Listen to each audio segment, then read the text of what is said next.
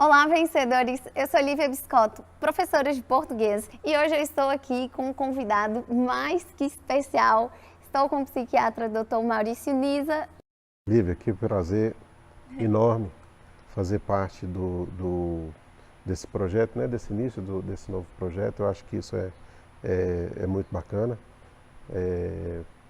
Para aquelas pessoas que ainda não me conhecem, meu nome é Maurício, eu sou médico, sou psiquiatra e já atuo na área há mais de 20 anos e vai ser um prazer enorme poder conversar sobre assuntos de saúde mental, especificamente do transtorno bipolar. É uma alegria muito grande. Muito obrigado.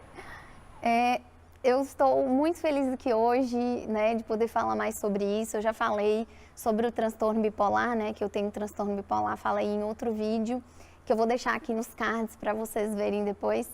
E assim, é uma coisa que hoje eu lido muito bem, eu convivo bem com isso, porque eu faço tratamento, porque eu tomo os remédios e tudo mais.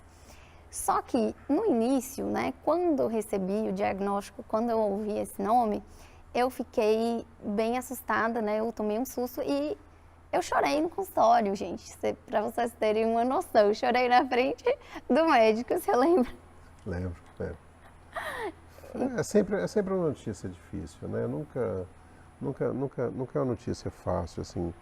Muitas vezes as pessoas já imaginam que pode ser, porque hoje em dia a informação é tão fácil, né? Então tem sempre o Google, sempre tem mais ou menos uma ideia, mas quando você está ali com o profissional no consultório, né? E realmente ali fecha o diagnóstico, é sempre um susto, né? Não tem como ser diferente. Porque aquilo, de certa maneira, desenha que vai haver um novo momento de vida, né? Vai haver uma nova forma de viver, não necessariamente pior de jeito nenhum, muitas vezes talvez, e não é raro que muitas pessoas, inclusive, utilizem esse momento como um catalisador para transformar a sua vida para uma vida melhor. Então é sempre um choque receber a notícia do diagnóstico, mas não necessariamente significa que é uma coisa ruim. Muitas vezes é exatamente uma oportunidade de melhorar a vida, de pensar em qualidade de vida, de pensar em bem-estar. É exatamente o que aconteceu comigo, assim, gente. Eu tinha 20 anos quando ocorreu o episódio que me fez notar, né, que tinha alguma coisa errada, que me fez buscar ajuda, né, com o apoio de toda a minha família também, né, mas assim, então isso tem uns 5, 6 anos quase, que ocorreu isso e a minha vida, assim, ela teve uma grande diferença, mas realmente para melhor, porque eu tomei novas atitudes e hoje eu me considero uma pessoa bem mais feliz, né, bem mais consciente. É importante a gente explicar também, né, para as pessoas do que se trata, porque as pessoas não têm noção do que é, né? E quando eu digo transtorno bipolar, as pessoas podem interpretar de uma maneira errada ou achar que é uma coisa ruim. Ou então banalizar também, porque existe muito essa questão de banalizar a palavra e achar que tudo a pessoa pode chamar de transtorno, tudo é bipolaridade. E essa é uma coisa que me entristece até, né? Porque a gente deve entender que é uma coisa, é real, é sim, né, uma doença que tem tratamento, mas a gente não deve banalizar, né? Deve ver que tudo tem jeito e, assim, é melhor se eu falar, né? Como que a gente poderia caracterizar? Pois é, isso que você está falando é uma coisa realmente muito interessante, assim, e é importante que a gente faça uma reflexão, sabe? Porque o que acontece? Quem nunca passou por uma situação, você está no ambiente de trabalho, você está enfim, qualquer lugar que seja, e aí,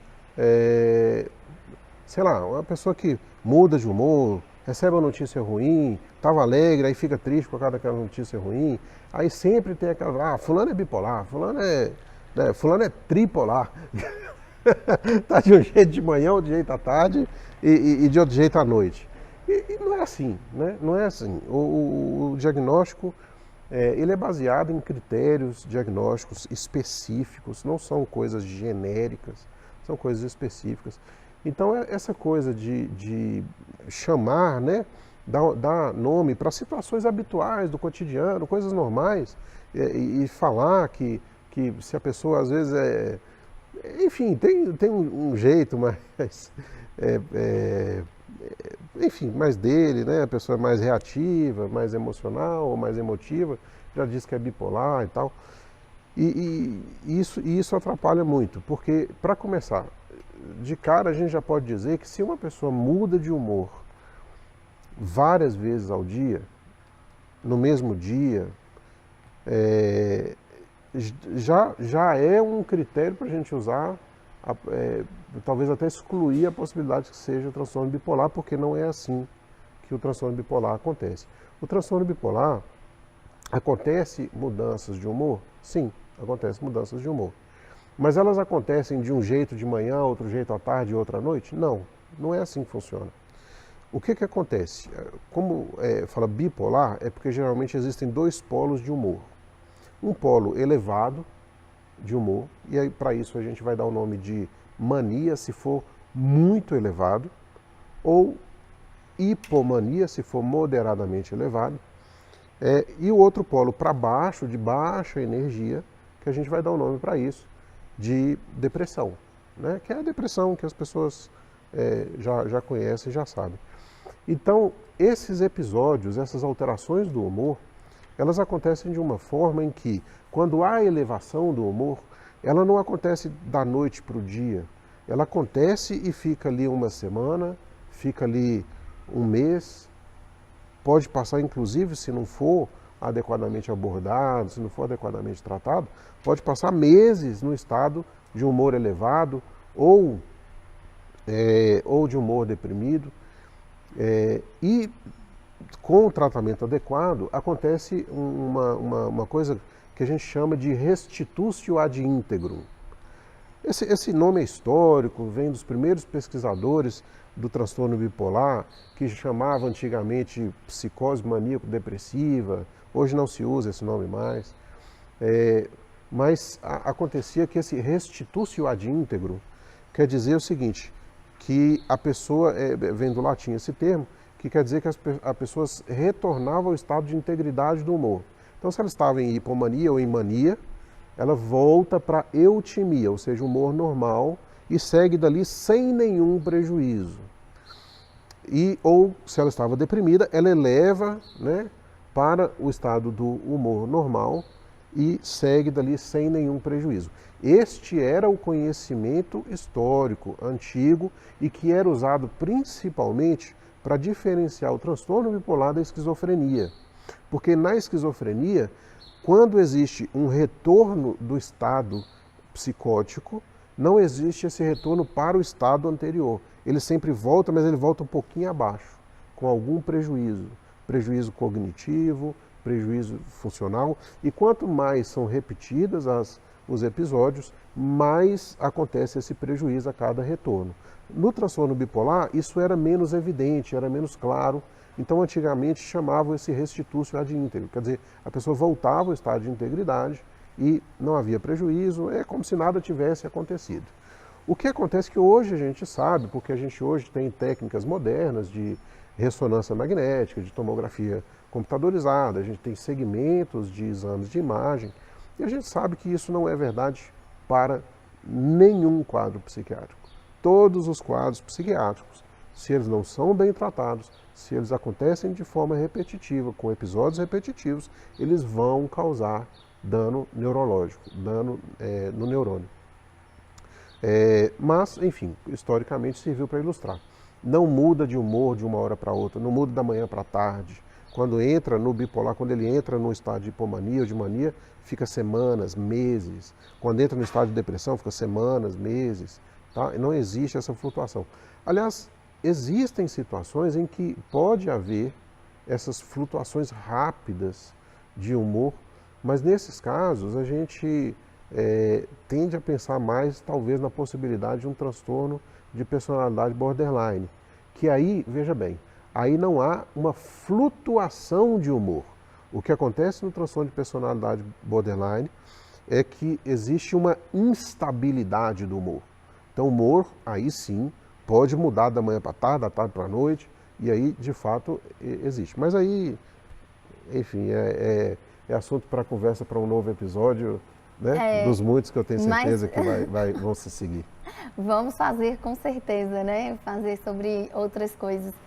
E isso tudo me lembra como foi comigo, né? Que o doutor falou assim que pode durar meses, né? Uma crise, um episódio. E comigo eu tive a parte da mania, né? Que eu fiquei bem eufórica, bem eufórica. Isso durou uns 2, 3 meses até estabilizar tudo direitinho, né? O doutor Maurício testou alguns remédios, foi ajustando as dosagens, né? Eu ia lá, a gente trocava algumas coisas. E passei por muitas coisas que depois eu quero compartilhar com vocês, tem muito caso para contar.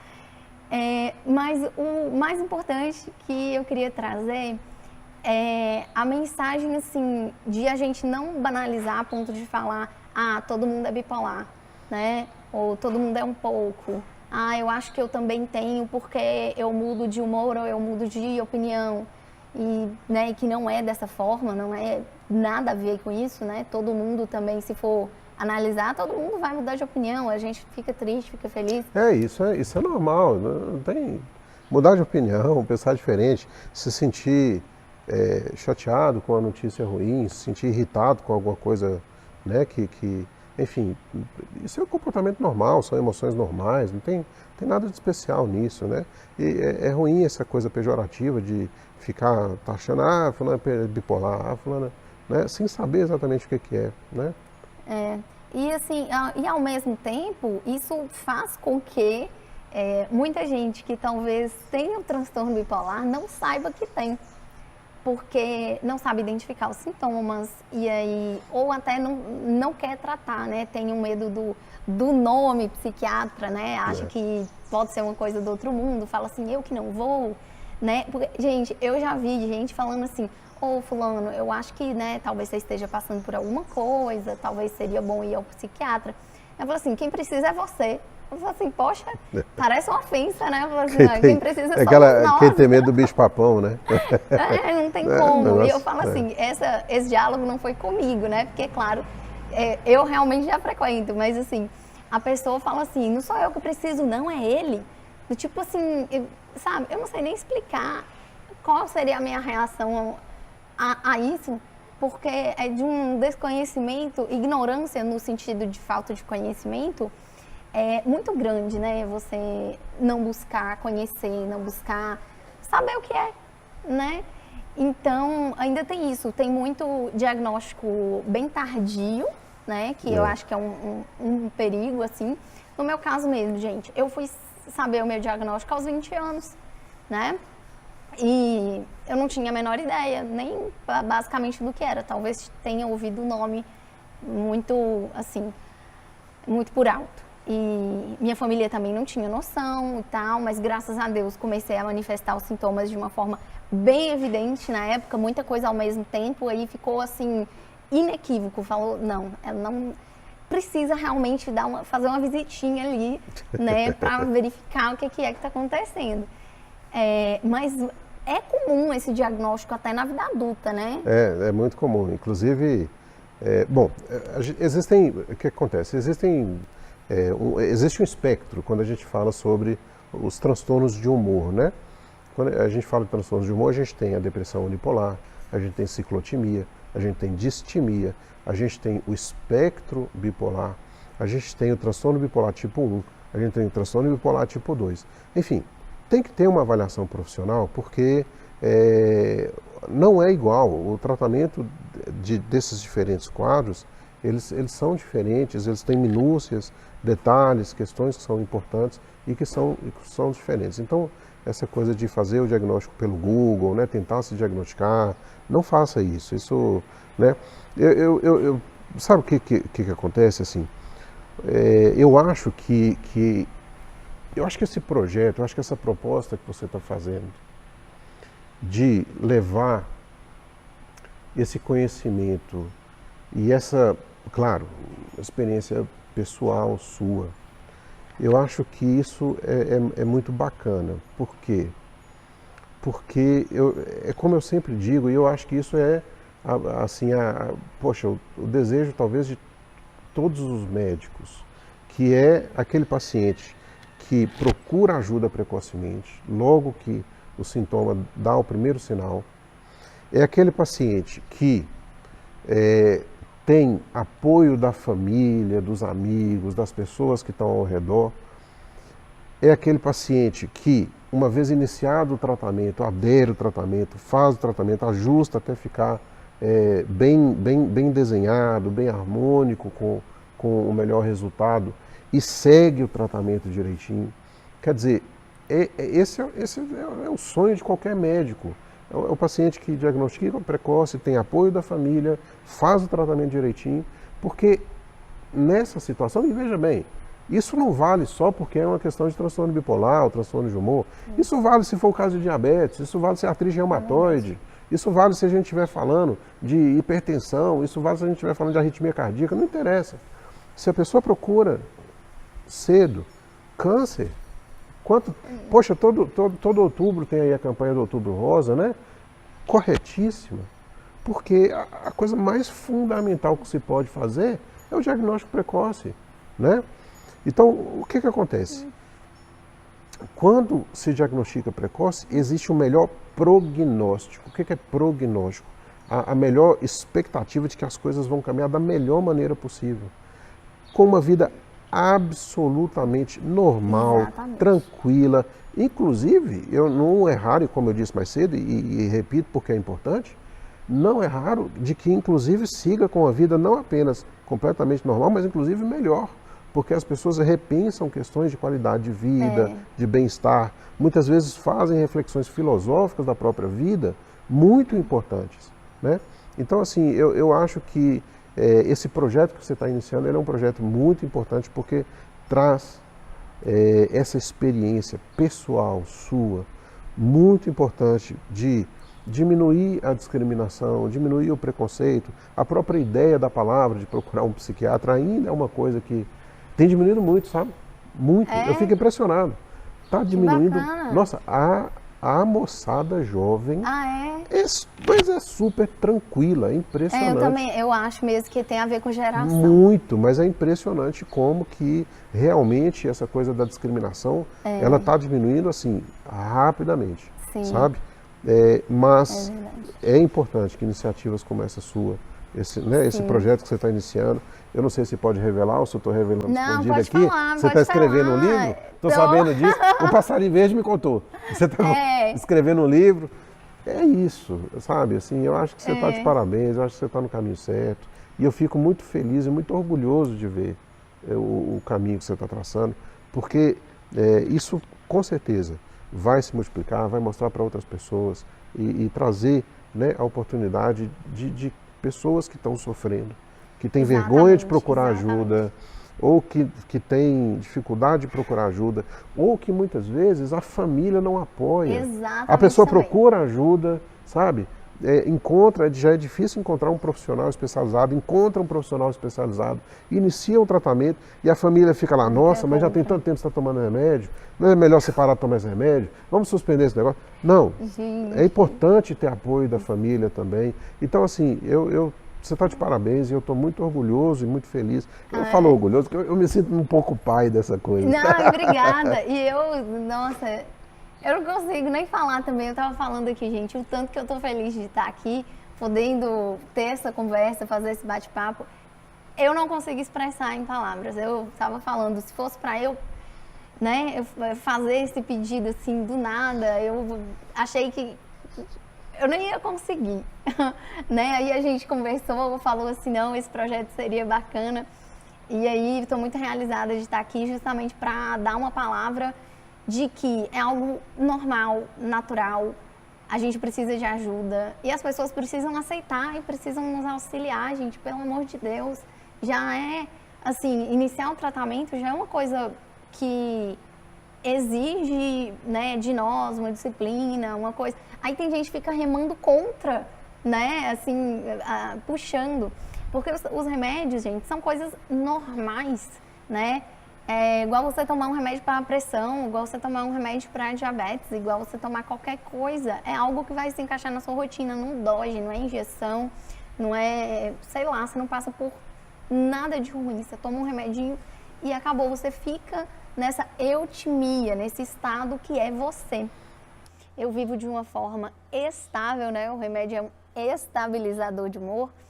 Não é nada que atrapalhe a minha vida, né? Muito pelo contrário. E eu digo isso porque algumas pessoas têm uma visão muito errada do que é o remédio, né? Algumas pessoas falam assim, ah não, porque isso vai me deixar grogue, isso vai me deixar muito sonolento, vai apagar minha personalidade, vai me deixar mais assim, dopado. Então, ninguém entende qual é a função do remédio de verdade, né? E esse pensamento que você está falando aí, isso é uma coisa muito enraizada ainda no pensamento das pessoas, sabe? Porque o que acontece? Existe exatamente isso que você falou. A ideia de que, não, se eu for começar a fazer um tratamento, então eu vou tomar um remédio, e se eu for tomar um remédio eu vou ficar dopado, eu vou ficar demente, eu vou ficar lesado, eu vou ficar bobo, eu vou ficar... E isso assim, aqui a gente nem, vamos dizer assim, né, a gente nem está se restringindo à questão do transtorno bipolar, não. Aqui a gente está falando assim, sobre questões comportamentais, psiquiátricas de forma ampla, sabe? O que a gente observa de fato é que quando as pessoas, por exemplo, uma pessoa que tem depressão, uma pessoa que tem transtorno do pânico, uma pessoa que tem transtorno obsessivo compulsivo, transtorno de ansiedade, enfim, transtorno bipolar, qualquer coisa. Quando ela faz o tratamento, o que acontece é que existe uma melhora da cognição, da concatenação de ideias, da priorização, da hierarquização, né, o vocabulário da pessoa expande, o pensamento fica mais claro, sabe? E isso acontece exatamente de uma forma oposta àquilo que as pessoas acham que é o que vai acontecer, né? E as pessoas não imaginam, falam, né? Não é raro, é muito comum, na verdade, pacientes chegando no consultório e falam, doutor, eu estava super preocupado de começar um tratamento, de tomar um remédio, mas assim, com o tratamento eu estou impressionado, assim, eu nunca rendi tão bem no trabalho, eu nunca consegui elaborar tão bem, enfim, relatórios, ou fazer, ou organizar tão bem as coisas lá no meu trabalho, ou com a família, ou enfim, ou qualquer coisa que eu estiver fazendo, né? E você sabe que isso, inclusive, inclusive tem um respaldo até em exames por imagem, de tomografia computadorizada, de ressonância magnética. Por quê? Existe um grande estudo que foi feito, eu vou citar um aqui, que foi feito com a paroxetina, com pacientes que faziam tratamento para transtorno de ansiedade. E eles foram separados em 2 grupos grandes, foi um estudo bem desenhado, e todos faziam tomografias computadorizadas regulares de 6 em 6 meses. Havia o grupo que tomava paroxetina como forma de tratamento da ansiedade e havia o grupo que tomava placebo. O que foi acontecendo com as imagens das tomografias computadorizadas e das ressonâncias magnéticas é que aquelas pessoas que tomavam a paroxetina, aqui nesse caso, né, desse estudo, mostravam uma preservação da massa encefálica, preservação dos neurônios, enquanto que o grupo placebo, aquele que tomava farinha, né, havia uma deterioração da massa encefálica, ou seja, mostrando que o transtorno de ansiedade estava lesando os neurônios e matando neurônios literalmente. E eu não estou falando nem de estudo novo, esse estudo é até antigo. E o que acontece? Ficou muito claro e muito bem desenhado e muito óbvio nesse estudo que a medicação não só não faz mal, como inclusive tem um efeito neuroprotetor. Que foi assim, um completo espanto para todo mundo, porque foi exatamente o oposto de todo mundo que achava, exato, né? Todo mundo tinha aquela ideia de que não, o remédio ajuda a aliviar os sintomas, mas estraga o cérebro. Né? Ou então não, é o oposto, ele protege o cérebro. Meio... Né? meio zumbi, assim. Eu tenho alguns amigos que acham que é isso, sabe? Você que, vamos dizer, que vai apagar o lado da personalidade da pessoa, entendeu? Que vai te inibir demais e isso não tem nada a ver, né? Na verdade, todo mundo que me conhecia, vamos dizer assim, ou praticamente todo mundo, não sabia que eu tinha o transtorno bipolar e eu sempre fui muito extrovertida, assim, né? Eu dou aula, eu faço tudo da minha vida e tudo tomando a minha medicação normalmente. Mas o perigo é justamente as pessoas que têm essa resistência à medicação, mesmo quando elas recebem algum diagnóstico, não necessariamente do transtorno bipolar, né? Existem outros, mas se recusam a tomar o remédio, né? E ficam naquela de só uma coisa, as outras áreas outras coisas que, assim, não é que a pessoa não pode fazer, não é que a pessoa não pode tomar um chá de camomila, não é que a pessoa não pode, né? A pessoa tem que ter fé. Gente, a fé me ajudou demais e me ajuda, como eu falo também no Instagram. Então, eu não tenho como negar isso, né? Não estamos querendo dizer assim, é só ciência e você não vai acreditar em nada.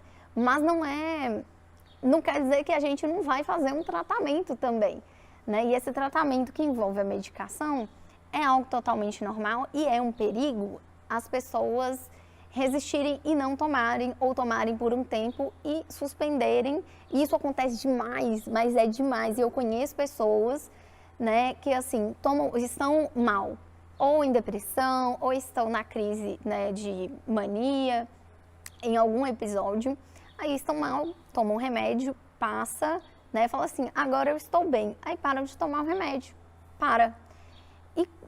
E aí? Aí depois de um tempo, pode ser que ela tenha uma recaída, né? E tem um negócio importante aqui, hein? Tem uma coisa importante. Porque o que acontece?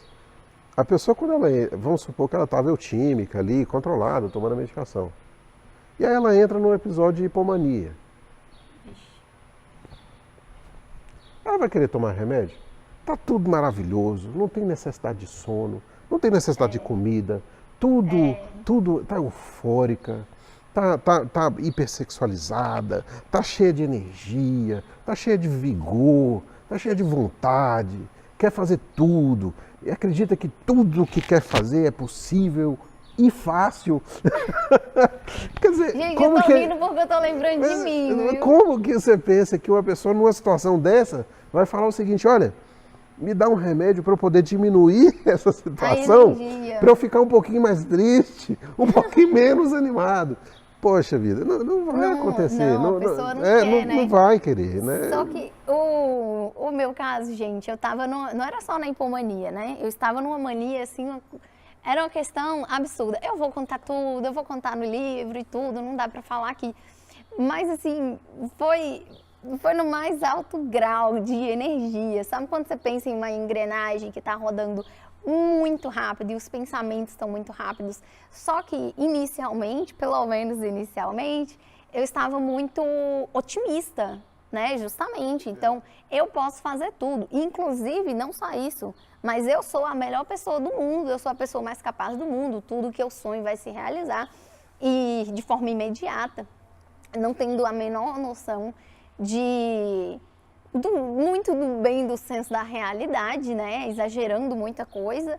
Só que eu não admitia estar errada, né? Claro, eu queria fazer minhas coisas. Quem falasse que eu estava errada, eu dava um chilique. Eu achava que era um absurdo a pessoa estar fazendo aquilo comigo.